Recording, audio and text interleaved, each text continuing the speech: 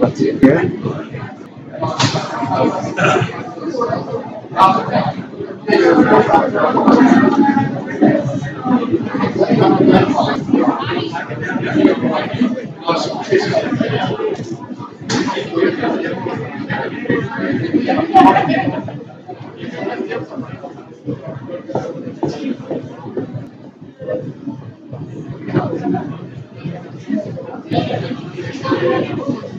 That's from here.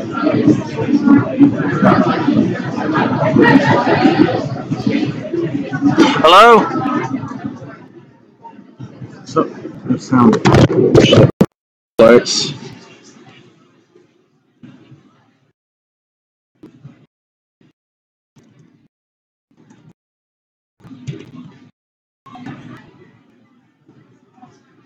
I'm just to hold it, aren't I?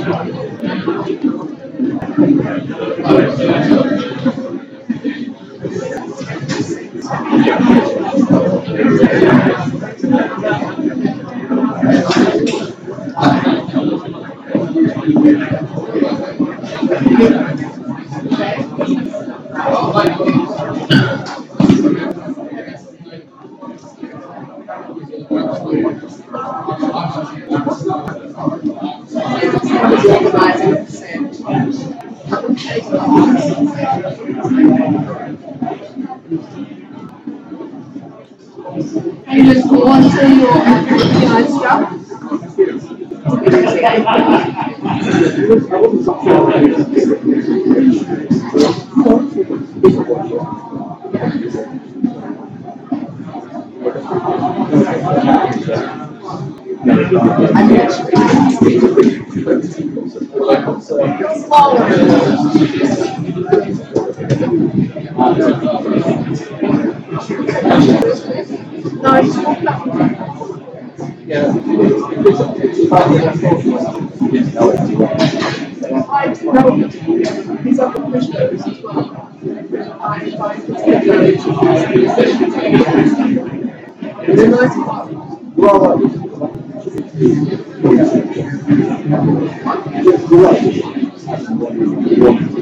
Hello, Scott. How are you?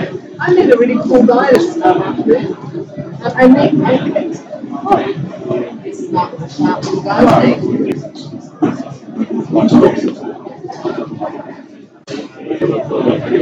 How would they get? What do you do?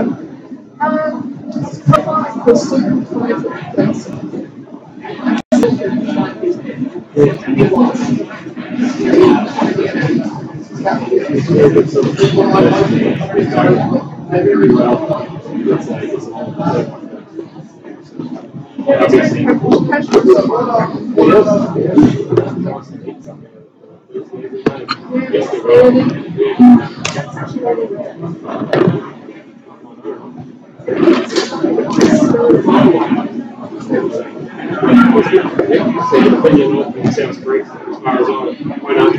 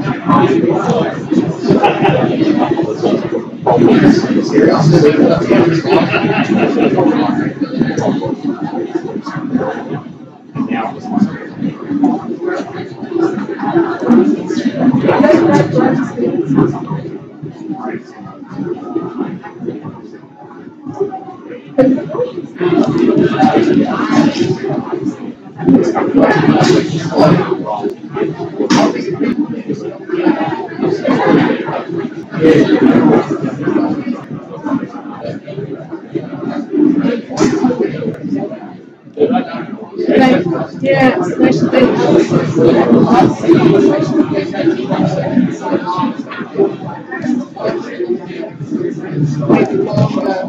the kids.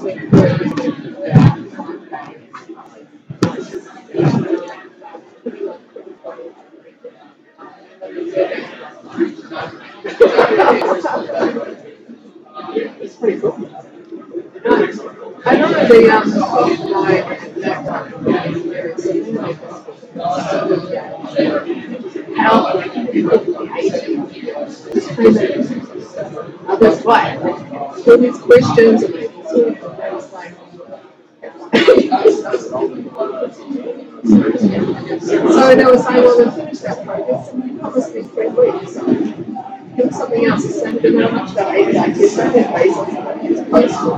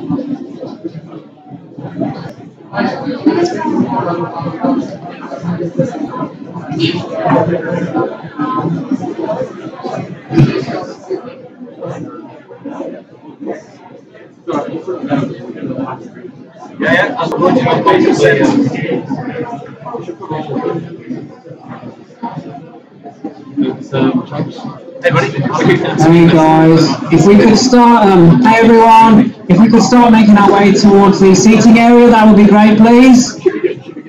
Thank you. To stop moving over to the seating area. Thank you.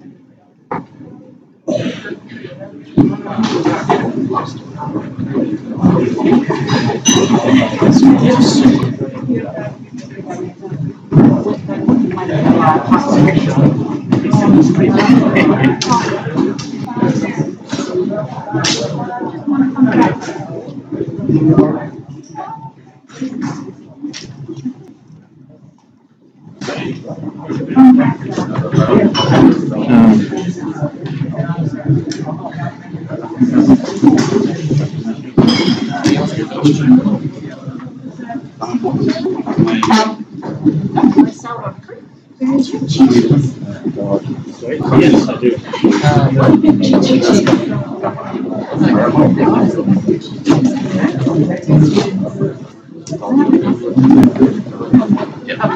They're going to make it easy. James.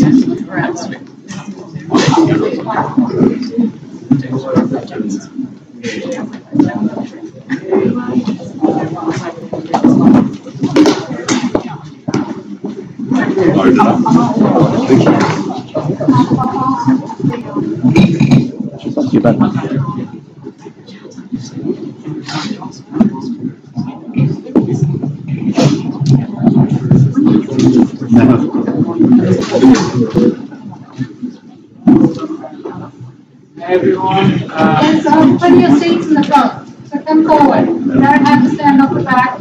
No one's going to fight. The company seats are at the back. Oh, the company seats are at the back.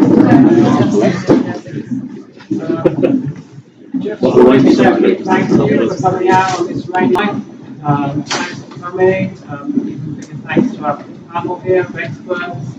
Also wanted to say thank you to Healthcare ING, people who've been Nick as well, Mel, Brett, Vinay, Kasha, thanks a lot guys for helping out. We're always looking for good people here at ING. So we've got Andy just over there who's our talent scout. So if you want to have a chat with Andy, please feel free to do so at any point in the evening. I'm going to let these guys, you can interrupt. And walk in front and say your at the front. Come on, no one's starting the judging. Come on guys. Yeah. And we're going to try, if we've got the mic, but can you guys hear me or would you prefer with the microphone? The mic, yeah? Yes. Okay, cool. The mic could be good for the live stream as well. Yeah. Yeah. I'll hand over to Sam. Thanks guys. There you go. Thank you. So my name's Sam, I'm a co-chair of Sydney Testers. We've got Paul here as also our other co-chair. Thanks to the committee for helping out with this event. We asked for it out around. I'd like to pay my contributes to the natural elders past and present. I can't pronounce the name of the local Aboriginal tribe. Can someone help me? Eora Nation. I pay my due respects. Gadigal. Thank you. I struggle with my Aboriginal pronunciations. And thanks again for ING for hosting us. They put on some awesome pizza, some awesome drinks, and I'm glad you've all fed the rains to come here. Any housekeeping? If there is an emergency, I'm going to run around like a chook with my head chopped off, but I'm going to follow Romy. And anyone with a staff orange lanyard, if you need toilets, they are just behind us. You can walk through this door, but this will be right through the discussion panel, so that might be a little interruptive. There is a door to the side, and you can walk back around. It might be a little hard getting back in. Yeah, best bet is just wait till later, hold on. There is someone at the door? Okay, there'll be, thank you. We'll have someone at the door helping you relieve your bladder if you need to. Yes, I think that's right for housekeeping. We're going to do a couple of shout outs to other groups and conferences. WeTest is an awesome conference just across the ditch in New Zealand land. They have this conference running both Auckland and Wellington. I spoke there last year. It was amazing. If you ever get a chance to go check out a technical conference or a testing conference, the software testing community in Wellington is amazing. They're a town of about 200,000 people, and they have a more active community than we have here. Even though you guys are all awesome, the Wellington crew, they just punch well above their weight. They've got some really cool people out that way. You should totally go check them out. We've got the Test Bash coming in Sydney. The first time it's going to be in Australia. This is generally a UK-run conference run by Ministry of Testing. I've always admired their conferences from afar. I'm really looking forward to attending this one because they've got a really high reputation that they need to live up to. I believe, Paul, you are speaking there. I am, yes. Yes, so we've got someone here who's speaking. I'm looking forward to actually sitting back and enjoying this one. Quality Assistance is another meetup group. They had their first official meetup at Myranda actually just yesterday. So the more people who are talking about quality and testing, the better. We encourage more conversations about this because everyone has a different conversation to contribute. There's also the Quality Engineering meetup, which is talking about how to engineer quality into processes. Again, it's amazing what they're doing there too. Are there any other shout outs?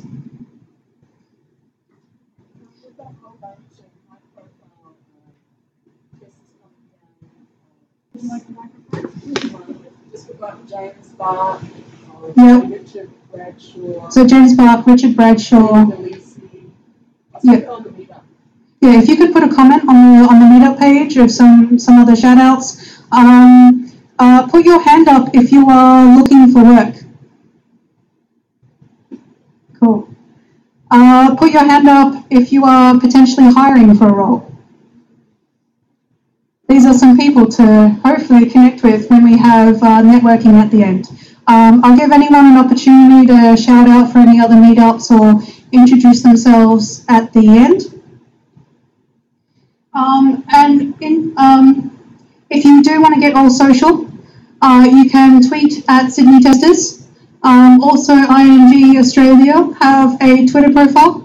I'm not sure if they're going to be monitoring this. I guess they mostly get complaints through that channel, but not all complaints. Oh, okay. Yeah. So hopefully there's someone checking that.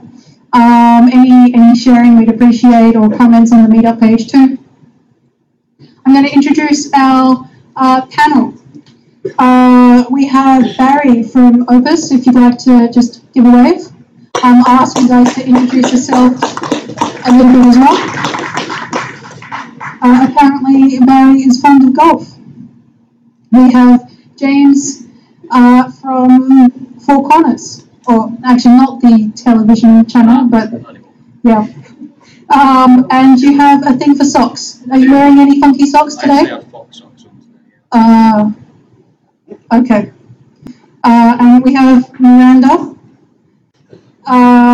who used to play volleyball. And Greer from ING, who used to be a competitive sailor. If you have any other questions, we're going to put them up on Slido and you'll be able to vote on them. So I am going to change my views here. We're going to go into Chrome and open up Slido. If I think I might need to refresh my page. Oh, I got no internet. Where's my phone? Should I?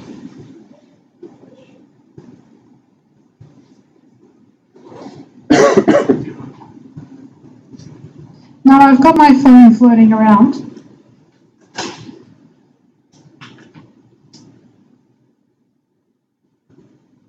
Just a moment, please. In the meantime, please say hi to the person sitting next to you and introduce yourself.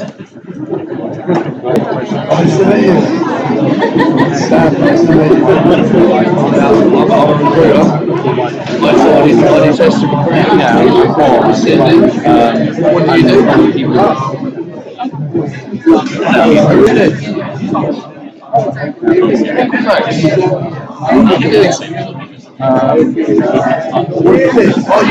Automation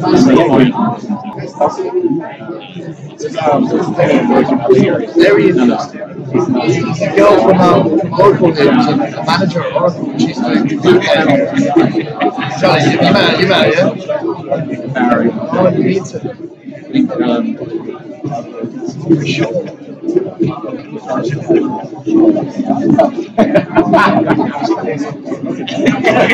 Oh, yeah. How did you manage to get the job? Thank you all. I'll now make a start. I'm a little bit ready to be challenged, and that's all. And considering I'm going to be passing the microphone around. But first of all, I'd just like to ask everyone to give just a brief introduction. What does an average day look like for you? chaos.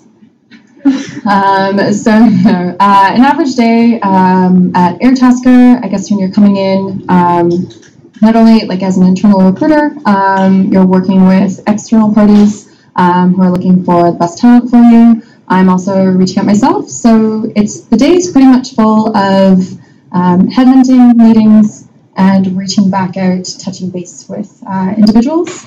And then Airtasker as a company right now is going through lots of exciting transitions and changes, so working with some of our leadership to determine what's best for the company and what type of talent will be able to take us to where we want to go. So what does a day look like for me? It depends what day of the week it is. So I work as a test manager here at ING. So it probably depends a lot on where we are in our delivery cycle, what's going on in the team and what our targets are for the day. I spend a lot of time in meetings, unfortunately. But yeah, it's many and varied and always interesting. Picking up on the many and varied, really. I don't think one day is the same as the next, so to speak. I am a big fan of breakfasts. I chase down bacon and egg rolls, so I try and take someone out for a bacon and egg roll every day. CV checking in the morning, and then again meeting people in the afternoon. And it's the same as what we said before. It's sort of meeting people, going through the CVs, getting back to emails, and speaking to managers. It's hard to say that one day is the same as the next because you don't know what's going to come in. Yeah, again, something similar. I get into 8. I try and keep it candidate focused in the morning. So between probably 8 and 11, I'm very candidate focused. That'll probably be meeting people to start early on and then booking in candidate meetings. And then in the afternoon, it's more client stuff, going out on meetings, business development calls, making sure roles of land resourcing are going the way they should be, and lining up interviews and doing interview prep. Yeah, that's it. But again, every day can change recruitment, so yeah.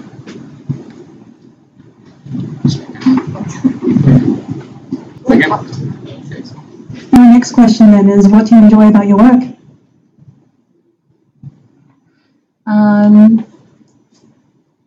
There's quite a few things I would say that I enjoy. I mean, I absolutely love people and I love to talk. I love to listen as much as I love the sound of my own voice, so don't worry. I guess another aspect too is, I mean, this is selfish, but in my own specific role, because the company is growing so much, there's a lot of autonomy and freedom in regards to putting forward your ideas and suggestions and working with people and actually implementing them. So I really love that aspect on top of the people. What do I enjoy about my work? I enjoy the fact that every day is different. I like it's not repetitive. There's always a challenge, and yeah, that's the thing I like. And the people that I work with. What do I enjoy? Actually making a difference to people's lives. I know that sounds a bit cheesy, but it stems from a few stories that we can share later that we actually do make a big difference of getting people jobs and then bringing their families over and then having to meet them afterwards. So a lot of my friends that I've sort of made over the last few, maybe the last 3 or 4 months, have actually actuated a huge difference in their life by getting a job in Australia. So changing people's lives in the cheesiest way possible. Something along those lines. I, again, changing people's lives to an extent where I don't really do contract work. I do just perms. So I spend a lot of time finding out people's drivers, typically spending a lot of time with them, delving into their personal lives. So I take an interest in that regard. So I think that's probably the main bit that I like about my job. And then obviously going out and meeting everybody. I'm Irish, so I love to talk.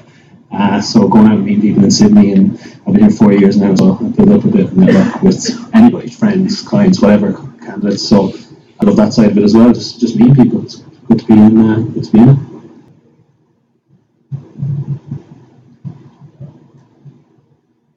My next question then is, what frustrates you about your work? Didn't see that one coming. I think for me, what can be, well, on cheese factor, what can be really frustrating is you meet a lot of great people, but not everyone is necessarily the right fit for the role. So I feel like the most frustration I feel is when I have to tell people to their faces that it's just not going to work out. It's kind of like a breakup, even though you never dated. But that would probably be one of the most frustrating things for me, is just not being able to bring on all the amazing people you meet. I think the most frustrating thing for me is not being able to get everything done. There's always a very big list, and prioritising, deciding what's important on the day, but never really getting to the bottom of that list. I think it's frustrating. Probably finding the line between working for the client and for the candidate, so almost being shot for being the messenger a lot is quite frustrating. Obviously, we work in the best interests of the client to find the best talent, and then on the other side we get emotionally attached to the candidate. Always finding that balance between working for clients and having the best interests of candidates.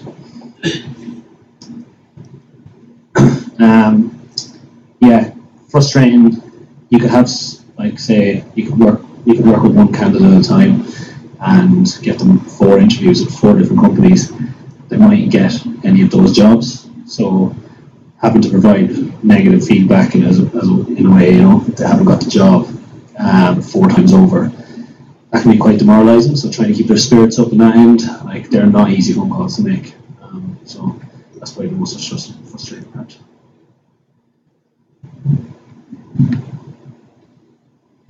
Can you walk me through a common recruitment pipeline from your experiences? Okay, recruitment pipeline. So, candidates can come from multiple different places. As an internal recruiter, I'll do my own headhunting, and then you'll work with external agencies who will provide candidates to you as well. And then applicants would be the 3 places where you'd extract that from. So, pipeline-wise, I'm not sure if you're asking for specific places where people will come from, or just the steps in the recruitment process. Steps, okay. So obviously finding the candidate first from whatever means the individual came through, and then I would do a resume screen myself to go through. If it comes from an external agency, obviously they've done that first screen, which is great. And then I would bring people in for a face-to-face. As I said, I love to talk, and I prefer to do so in person, but sometimes a phone call will have to suffice.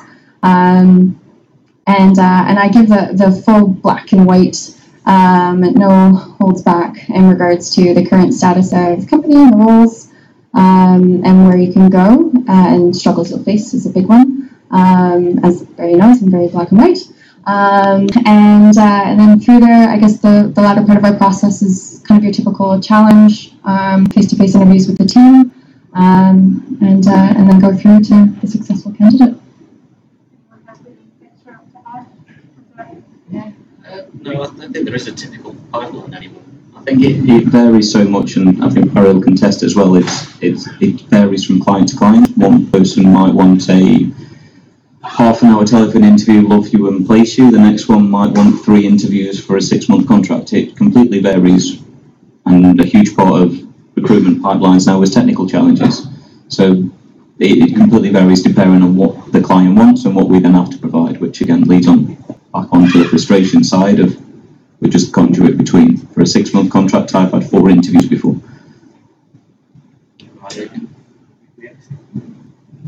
We actually saw that question before we started, and we discussed it, and yeah, he's right. There's no, it's different the whole way through for every single client almost. So yeah, there's not much else to add there. But can I ask a question? How do you balance the friction on the candidate and the needs of the client, or the wants of the client? Can you repeat the question for anyone remotely on computer? There is no such thing of an average pipeline, so we balance between clients and candidates. With difficulty and with tact, really. You're obviously being paid by the client to do your job, and you're also working in the candidate's best interest, and it's always being upfront from the beginning. If you say this is going to be placed, I'm going to be able to place you in the next week, 2 weeks, and then it takes 6 weeks, you've set yourself up. It's almost been from the beginning saying that the process can take a certain amount of time.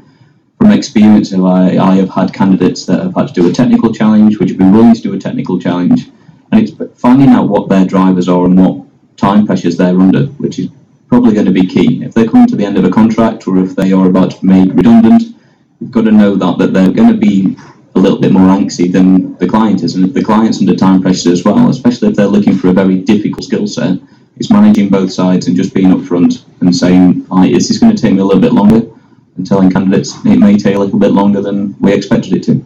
So it's kind of being upfront. How do you see that question before? I'm trying to read over her shoulder. I think I had the sheets sitting behind the desk with the questions listed. I'm actually going to take the first question from the panel behind us. What skills are in fashion? That's really vague, so I'm going to pass it down to the other end of the panel. Automation.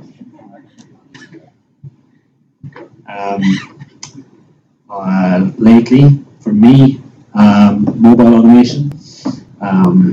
Like just today, I was talking to most spoken to about 30 people for a pretty in-demand job, and out of those 36 people within the last week, I just accepted new offers in Sydney CBD for 4 perm roles and 2 contract roles. But that's like really high average. That's really high figures. I don't usually get that out of the amount of calls I made. JavaScript in QA is big now as well. And obviously there's more and more need for quality engineers as such. So QAs that can code, it's pretty big. Like I'm working with a company at the moment that the tech test is a development test. So if you're not up to scratch or just about to scratch of where a developer is, you might make the cut. Just building on that, automation for me has pretty much been the last 3 years of doing this. Manual roles within testing have not sort of diminished as such, but I can't remember the last time I had to just get a pure manual person that had no development experience whatsoever. I just got a question for Barry. You say you've got a tech test. Sorry, can I just pass the microphone to him? Yes. You don't mind speaking to the microphone, do you? That's right. I've just got a question. You say that testers come along and they've got to sit a developer level test. Why don't you just employ a developer? Like if they're going to be doing the same sort of work as a developer, why do you need a tester?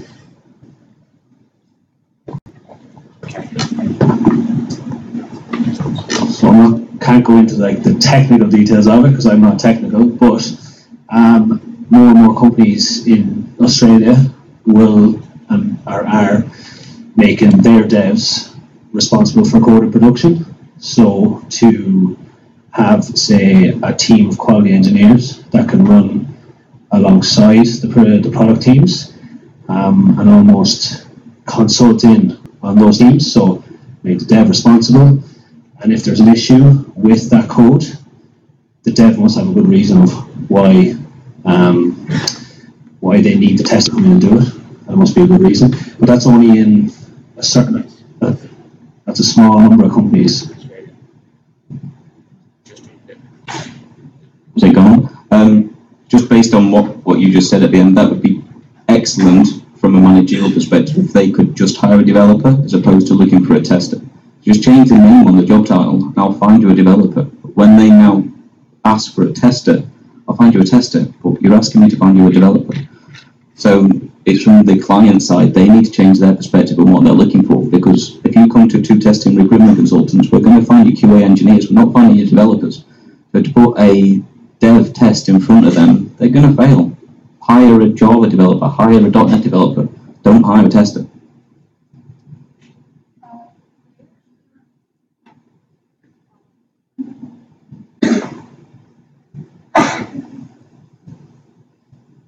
Hi, just wanted to inquire a bit more. When you say automation, do you mean one fits all tool or specific tools? So, because for example, for iOS you have the automation tools that come with the iOS development environment, You have also other options that allow you to automate cross-platform. So which one would you go for?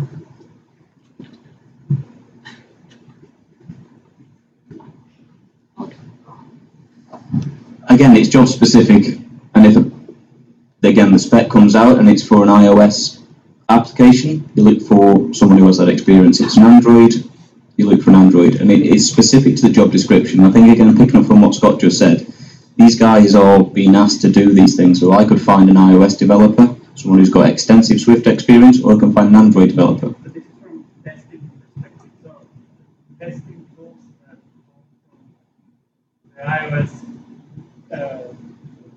Native to iOS. Yeah. Or something like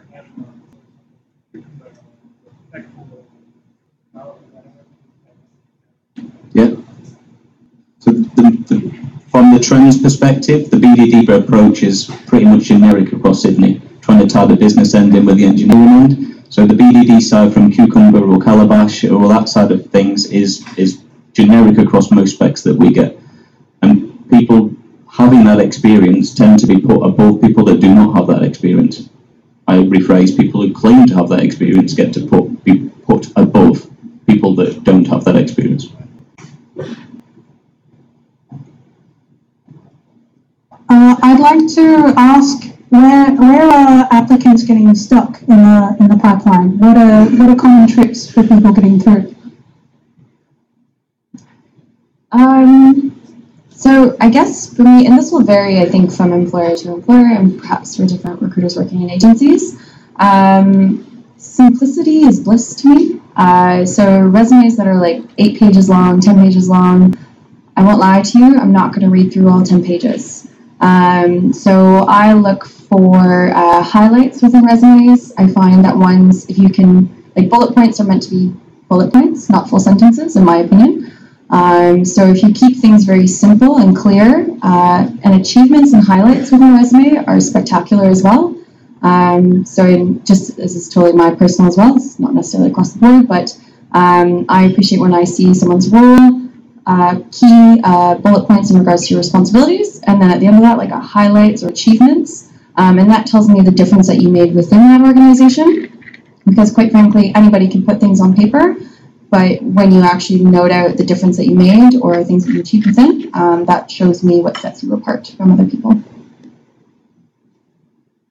So what I would look for if I'm looking at CVs, a really similar comment in terms of being succinct. I'm not likely to read a 10-page CV, but also being the achievement angle is important. Like, clearly I understand what a dev tester does. So if you read a CV that's really just a stock standard, these are the duties of a dev tester, then it doesn't really give a sense of why this person. So what achievements, what have they contributed, what have they actually done, really makes them stand out. Another bugbear that I have is that the CVs, if you're applying for a job, think about how your CV reflects the job that you're applying for. Because if it feels like a generic CV that's gone out to 100 companies, it's, are you interested in the job? Are you passionate about the job? So that, I wouldn't exclude someone on that basis, but that would certainly grab my attention, someone who's targeted at what we're actually after.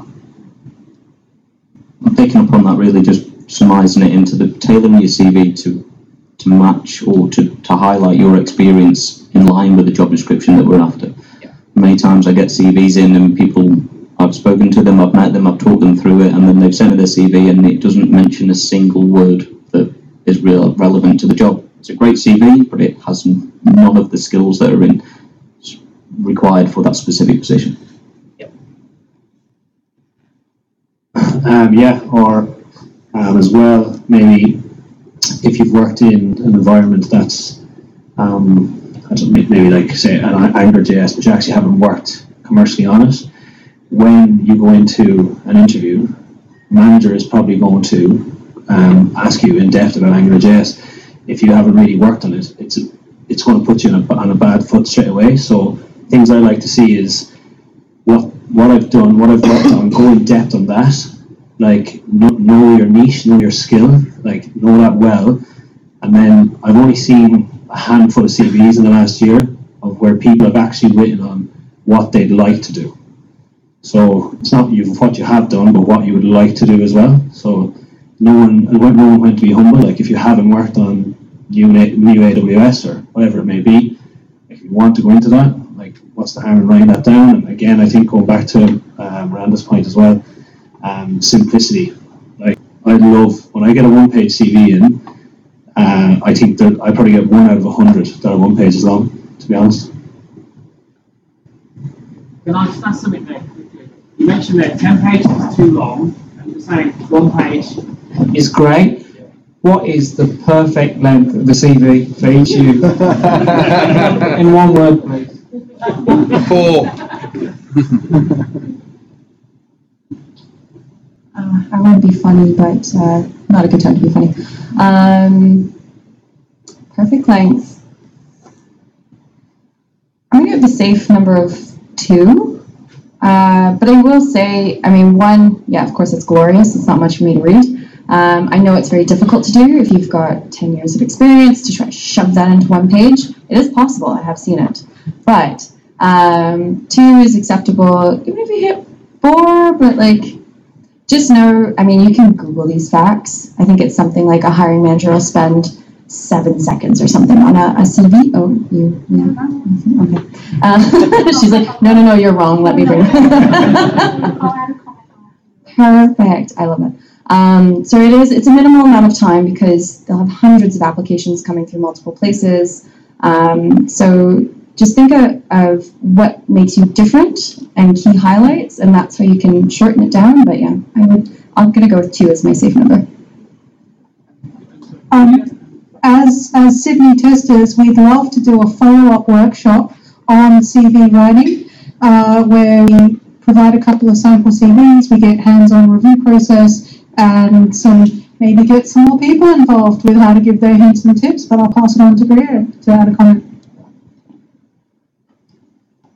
3. I've got 2 answers. As long as you like, as long as the first page is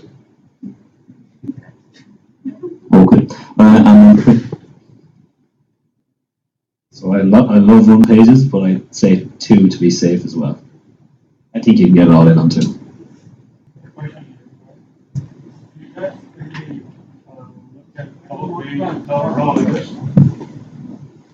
I know everyone is moving towards dishing out cover letters. That's what I've heard, but not really sure about it. So I sent 2 pages for a resume. You might go, I may not go, and probably the first summary is something you would obviously look at.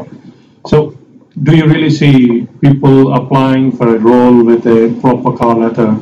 Do you actually go through those cover letters?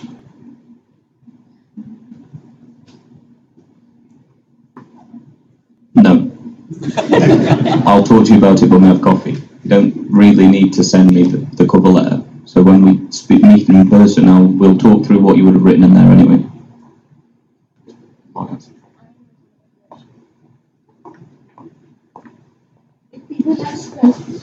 Specify everything in their CV, whatever has been mentioned in their job description. Again, people don't get the call from the company recruiters. What could be the reason?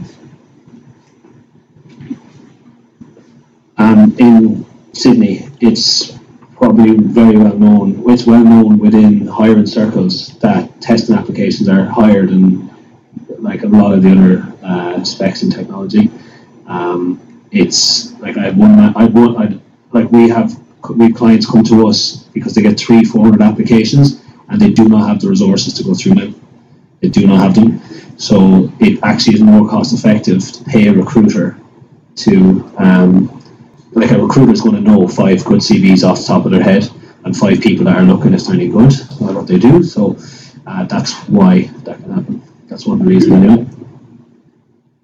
I'd totally agree. Volume, basically. If you're 1 in 400, I have had a a role that we put out, and we had 380 applicants for one role. And for a company that's got 20 roles on, maybe a small recruitment team internally doing that, to go through them and ring every single person, reply to every single person, and meet every single person is quite hard.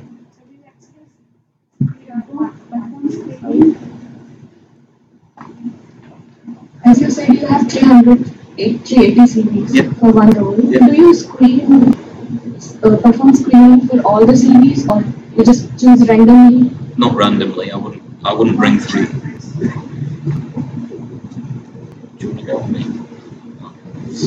I would not bring 380 people for one role. I again would take the role of that initial screen based on the CV. So that first snapshot from that, which does show the importance of the CV. There's no way that I'm going to sit there for a day and ring 380 people, because there's no particular outcome to be gained by speaking to all 380 people. Just for example, you do the maths on it. If it takes 20 minutes to screen a candidate, say, and you ring them and they go through their skill sets, there's 20 minutes in an hour, and then say there's 8 working hours in the day. You know, that's, I think my maths right on 24. It's 24 people. It's 24 people. Like it's hard. It can't be done. Yeah. Just want to add something to that.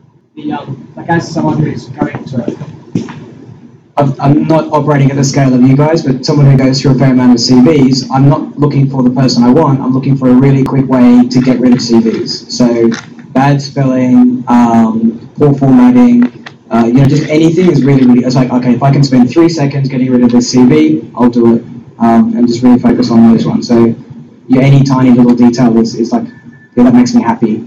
It's, oh look, I'm not going to hire this person.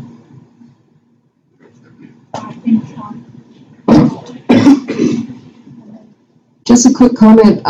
When they did the stats, they find that 90% of decision makers don't go past the first page and generally don't spend more than 30 seconds on it. And they basically sort it through yes, no, maybe pass, so it's that quick. And a second comment, I hate putting an ad out in the paper, rather headhunt. But when I put an ad out in the paper, I usually found a really fast way to screen through all those people, where I'd ask them to do something specific. And I find that about 99% of people don't do it. But I find that the 2 or 3 that do, absolutely freaking awesome, and it just saves me immense time. What's an example?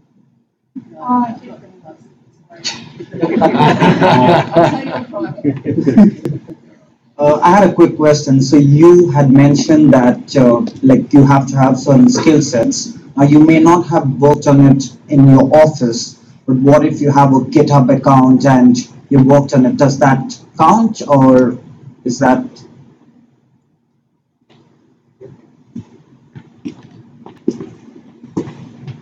It's a great question. I love GitHub accounts. I don't think enough QAs have them. It's like anything that sets you apart. GitHub accounts, like putting things on your CV that you've done. Like there was a girl I dealt with when I was talking to her. She told me that her favorite book that she read 4 times since uni was Code, the Language of Computers, or something like that. Anyway, but I'd never heard of it. Looked it up, sent the link to the hiring manager, and turned out that he'd done it in uni as well. But those type of things, people think they're irrelevant. Like, what do you do in your spare time? Well, I've done a 6-week course on front end in General Assembly, or I'm doing some Node on Udacity at the moment. I can never pronounce that word. Udacity. But yeah, things like that really set you apart. Like, yeah, I love them. I would wait, but I'd like to take a question from the panel. Okay. That's because you put your hand up so excitedly. So, Miss, I won't ask more. So, it just sounds strange that to me that saying that automation is such a good tool, but you have to read through 400 resumes manually Is there any reason why you wouldn't use tools like, so for example, you have tools like Stack Overflow that allow you to connect people, who have tools that you need with companies that are looking for specific skills, or LinkedIn that you go. So I don't know, manually reading through hundreds of resumes sounds a bit old school to me. So are there any automation tools that recruiters use to help scan through resumes?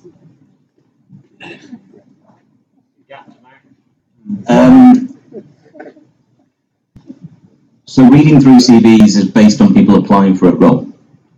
So to get the role out to the world, it may go on to Stack Overflow, it may go on to LinkedIn, it may go on to Twitter, it goes out there, but people need to apply with a CV. Not one person's going to apply, so many people may apply, hence reading through many people's CVs. So to automate reading through a CV was done when Word came out with Control and F, which is most people's view of recruitment. You do a Control F, you put in Java, if it's on there, you ring them. That's changed now. It's about people that you know. It's about having networks within that. So yes, we do get a lot of applications, but a lot of it does come from us being here tonight and knowing people and being around people that we know that know people. So there's a lot of CVs to go through, but it's not completely based around going through CVs. That helps.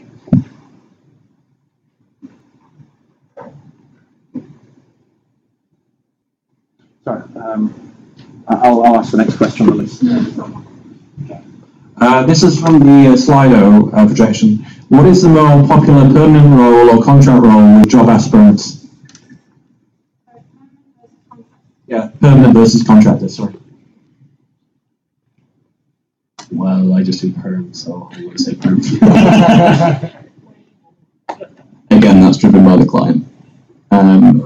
There's a huge drive in what I see for permanent now, because clients see contractors walking out the door after building a framework and not training anyone how to use it. So I'm getting a lot more permanent positions through to come in from grassroots level to build a framework and then move into more of a senior leadership role. Contract used to be my bread and butter, so I have had to adapt to a permanent market, but I see a lot more permanent positions within testing at the moment.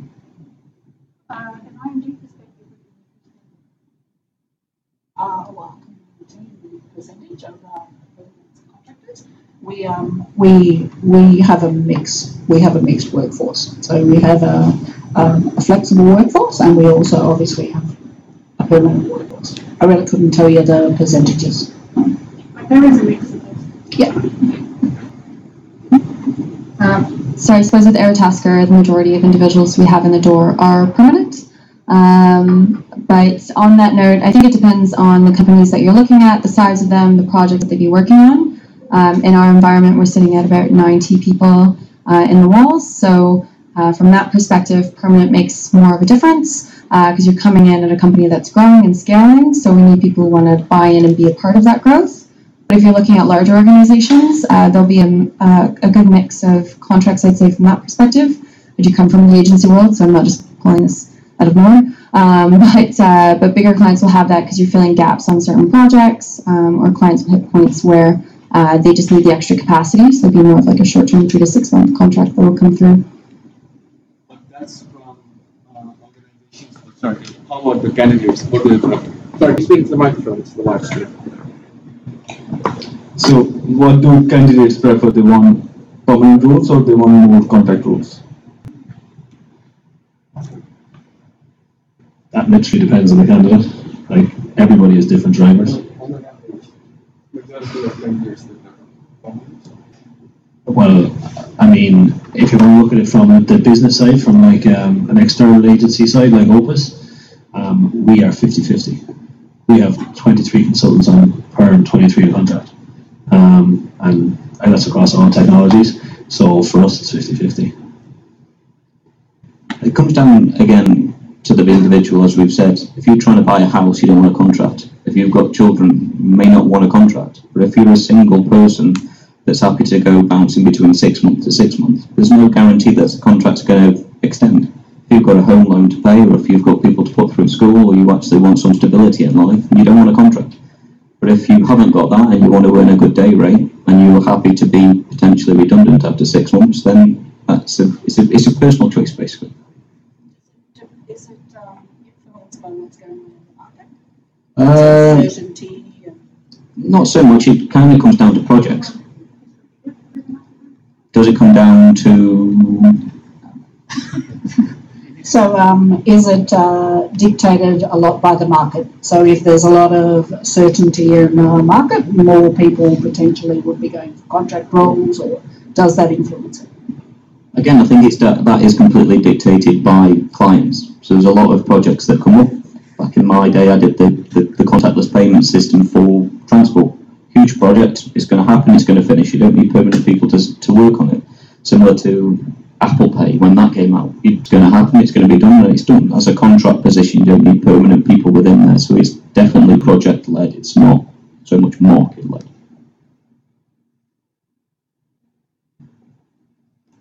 So, for someone who's looking at a career shift or is a new starter in the area, how do they get their foot in the door with testing or QA? I'd say for anyone, whether you're brand new out of school or you're doing a career change, if you have absolutely no experience in what you want to do, an application isn't going to get you anywhere. Again, we look through when you have multiple applications, you're not going, like if you see someone who's got the experience, you're going to go with that person. Networking is really big. I know a lot of people don't necessarily like it. Things like this, you're all out here tonight, you're going to meet other individuals and potential employers here.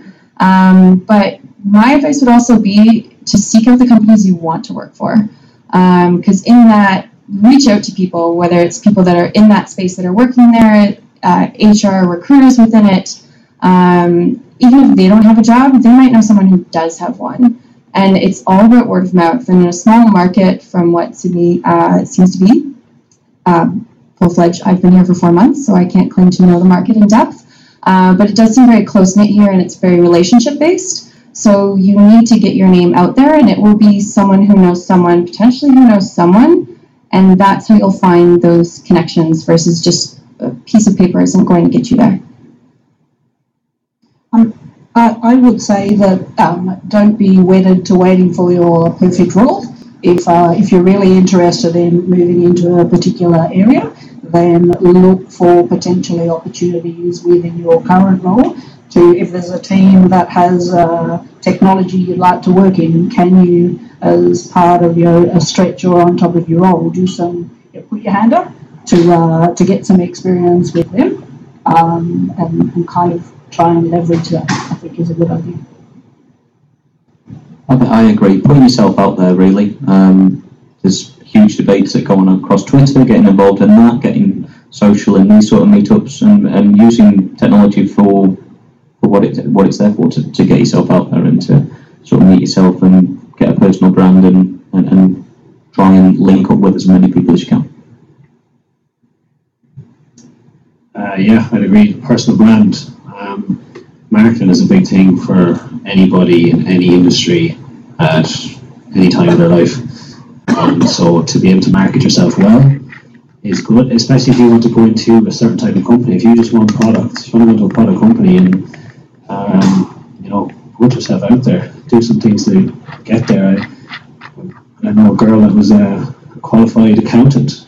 She'd never touched technology, only a tiny bit in her spare time, and she went and did a general assembly course for 6 weeks on JavaScript and became a junior QA, did what she wanted to do. So it's just all about getting out there and making it happen, I suppose. One quick note I'm going to add, sorry, before I pass it back to Samantha. When we're talking about going out there and networking and trying to meet people and reach out, I do want to preface that with the fact that majority may not get back to you. So don't think that just because you message 10 people are going to message you back. Might be one. It's not rejection. It's purely a time and a volume thing. As recruiters, the majority of our life is rejection. So it's not personal, it's business. But just to kind of give that expectation-wise, because there will be that 1 in 10 that does get back to you. A candidate has just been rejected with the reason you don't have any local experience. How can they overcome that barrier? Doesn't apply to me, so I'm going to pass it on. I used to think it did apply, but accidentally I don't anymore. The last 5 people that I placed did not have any local experience, and it was down to them, their personality. At interview, they kind of owned the fact that they didn't, and they said it made no difference. The actual product that they're going to learn, if it was from a different sector, they'd still read documentation, they'd still learn about the product, regardless of whether it was a finance product, a medical product, anything. It makes no difference. And it comes down to you. It comes down to you owning it. And I'll be the first person to say that I used to think, oh, never worked here before, this is going to be a problem. And I have had my opinion changed over the last few weeks that that is not an issue anymore, in my opinion. Yeah, it's a common question. I think knowing your niche as well, like knowing what you're good at. So if you're going into an interview, like knowing, like as he said, as James said, like knowing about the company, doing your research, doing your interview prep. Like, do people prep for 2-3 days before interviews? Maybe not. But knowing who you're meeting, like going on LinkedIn, like little tricks, like if you know the hiring manager and you have their LinkedIn address, go on and click into different people within that company. There might be somebody that you stumble upon that worked in an organisation that you worked in, or whatever it may be, but it's all little talking points that happen that you can, and you have to kind of make that happen for yourself. But knowing your niche and selling on that, and because it is a day of marketing and selling yourself. That's the day and age we're in. And back to something I said earlier as well, is like being humble on your shortcomings. If you haven't done something, like be honest on what you haven't done. Don't try and give somebody what you think they want. Give them the best version of you.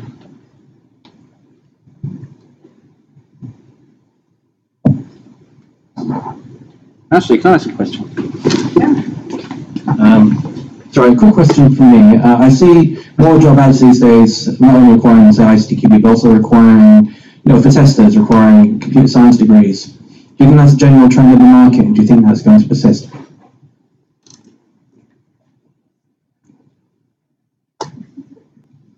No and no. I haven't had a job description through for what I've been doing. ISTQB, don't even look at it. Honestly, throw myself out there and maybe under the bus, but no.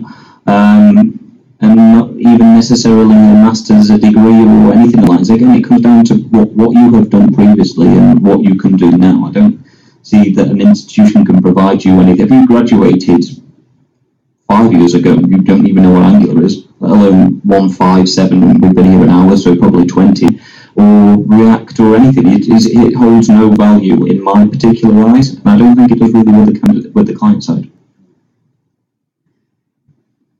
Yeah, I'm the same. ISTQB. I don't really look at it either. It's not the type of people I recruit in that sense anyway. Like more, but it's not a point. Yeah, I think really he's kind of hitting on the head there. It's yeah. I don't think I've anything else to add.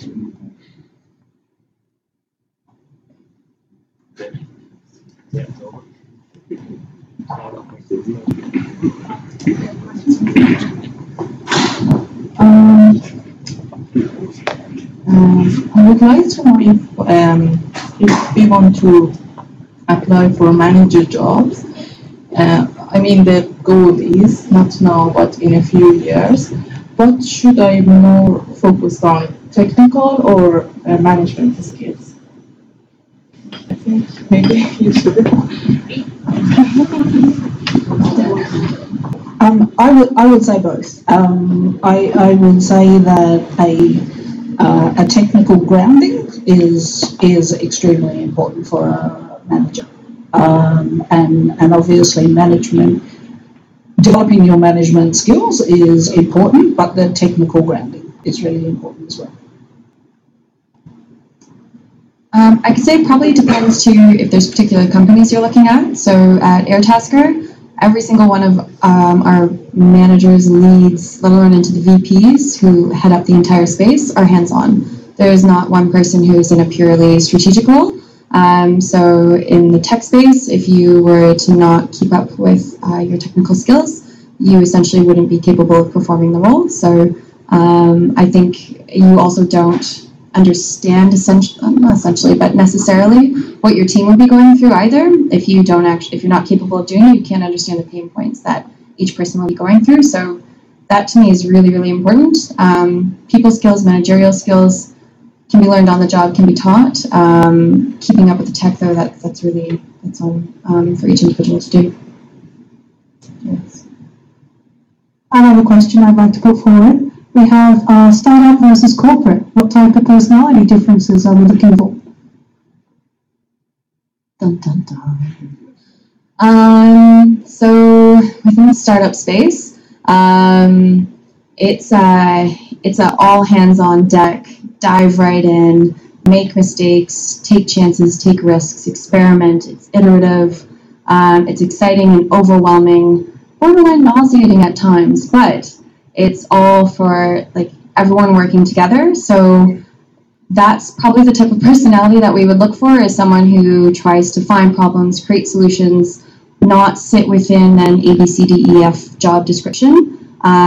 It's people who want to expand beyond that and who want to essentially impact the company on a larger basis too. I know it'll vary from place to place, but with us, we have forums in place where you can actually put things in for like an overall company difference as opposed to like just within your team. So yeah, personally wise, hopefully the answers, I feel like I rambled a little bit, but yeah, someone who doesn't want to stay within a little niche pocket for a startup realm at least. What's the question? Startup versus corporate. Every corporate job spec reads like a startup.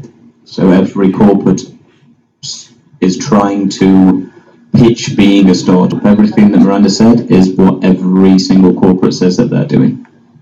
So there's no difference. Yeah, he's exactly hit the nail on the head. Everybody's trying to hire the same type of person.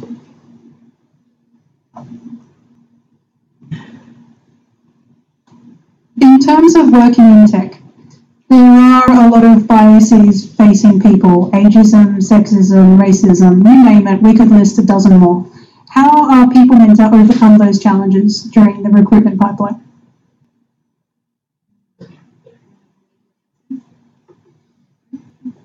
My answer's only immediate because I went to the Men Champion Change Meetup for the first time, so my partner runs that, and it's hard. The outcome was genuinely hard. There's people that are trying to implement things at the moment, so we have a login to the back end of Seek where you guys load your CV. We now have the option to tick a box that rules out the name. So it is being almost forced, almost an option to remove unconscious bias. But it's hard. It is from a client side and from a recruitment side that if you've not got any local experience, that's bias. Male and female doesn't necessarily come into it because most female automation engineers that I come across are better than men. And it's a cultural shift from what's in place at the moment. I don't think it's a quick fix. The general outcome of that evening was that it was rolled down from the top down. There was 2 CTOs there, and they were taking ownership for that. So I think it comes from both a recruitment perspective and from a client perspective. I don't think there's any one answer that we can give you. We don't have those answers. I think that different, I suppose with things like women in technology, like there's a big push on that now. There's different things that are going on that are helping to bring down those barriers, but I don't think we're the panel to really we can't answer that for you.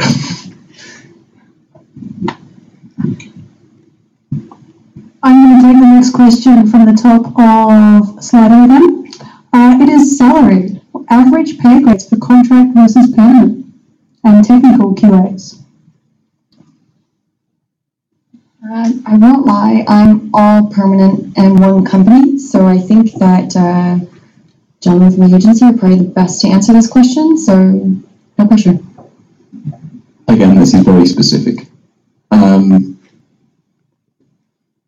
Permanent. The mean rate on the permanent side for me at the moment for someone that is classing it as an automation engineer or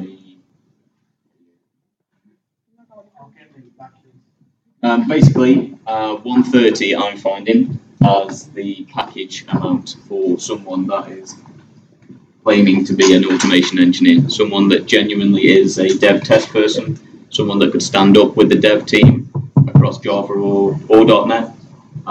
If you're throwing in their CI/CD experience, cloud experience, you're probably going to go up to about 140.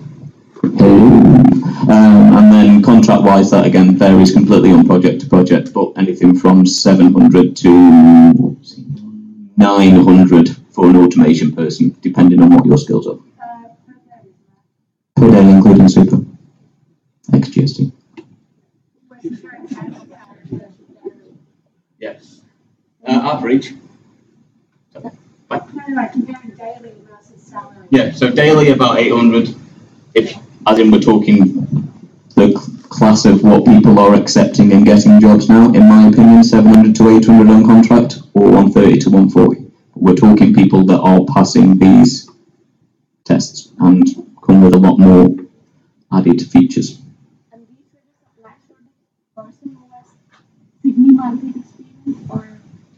You could come from Brazil or England. What's the question? Keep the microphone, please. The microphone. Am I audible? You are. Yeah. So these figures, whatever you have said, those applies for the person who has Sydney or as Australian testing market experience or overall? We've got a response in the back. You want to go? Okay.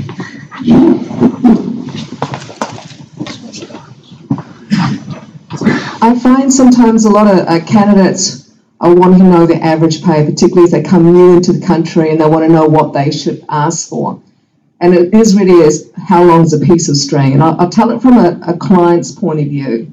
You know, you often will find that a client will say, oh, what should I pay for this? And I say, well, look, your type of client, like for example, if you're a Woolix client, you're going to get your people from certain companies. They're a kind of a circuit. You know that they're going to have the same kind of skills. You can headhunt them out of there.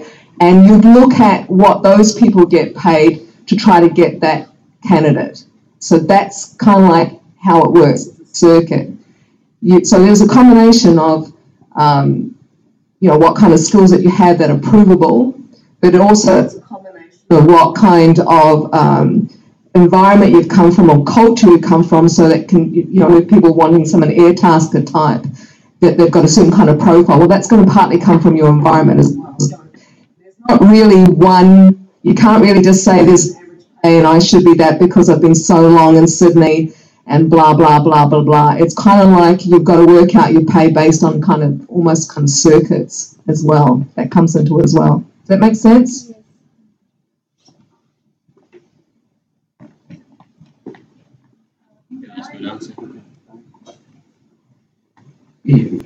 Yeah, like that's, you hit the nail on the head again.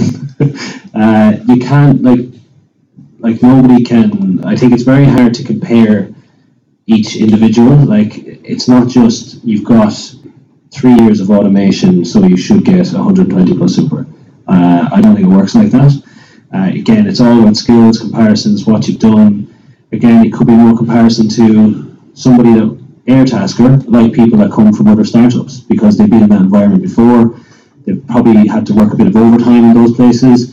There's like lots of different things that come into the equation. It's not just one straight up answer. The fact it's now about 7:15, and I'd like to give people another opportunity to have a little bit more networking and pizza. We've been chatting here for about an hour. There's so many more questions that are on the forum. I don't know how you can collect them and collect answers after this. Either get on the Meetup page and add a question, or yeah, so we'll repost the questions on the Meetup page or the LinkedIn group, and anyone can contribute there. These lovely crowd of people will be floating around for a little bit, so you can continue to ask them questions, but I'm going to give them a huge round of applause for helping us today.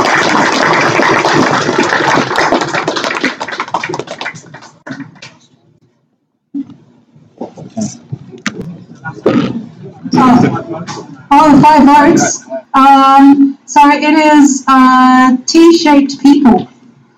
Broad skills or dedicated testers?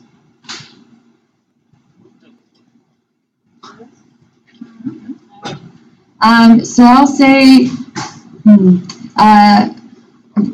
common answer here is it will vary, of course, depending on the company, their goals, the projects, etc. I am starting to see a trend towards more broad-based skills. People who have really strong fundamentals, who understand the space from like a generic perspective, but when it comes to the specific technologies, everyone here knows as well as I do, technology is constantly changing, it's constantly updating, and you can be an expert in one space, but it could all of a sudden become redundant, and then what are you going to do? So I think that being more of a broadly skilled engineer is a smart career tactic, and somebody who has like a really great approach, understands their methods, their thought process, and the steps that you take to tackle a problem is far more applicable across different realms.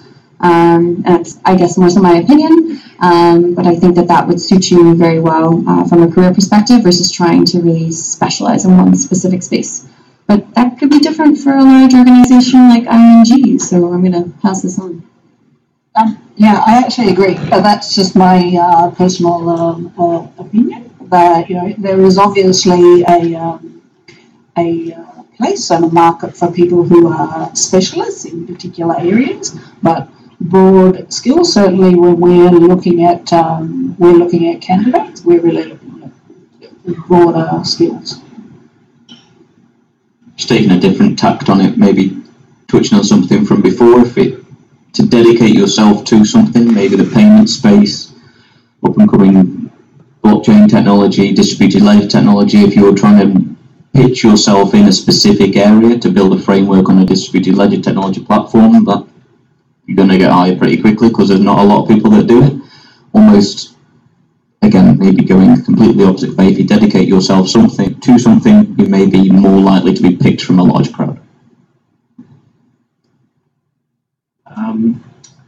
Yeah, for what I see and what the trends I see and what I typically hire or try to hire is I keep hearing developers in tests over and over and over again. So people that actually come from that dev background, moving into QA, but that kind of wanted to transition. That's a big trend I'm seeing more and more in the last 2 years or so.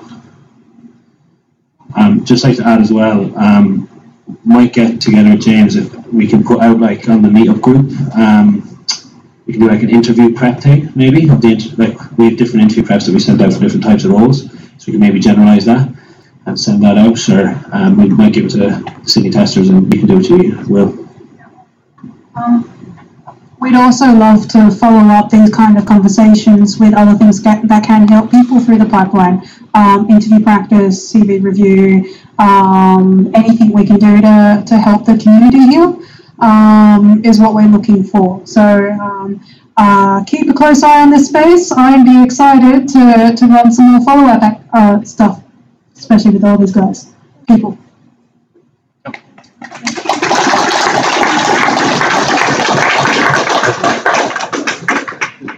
Can we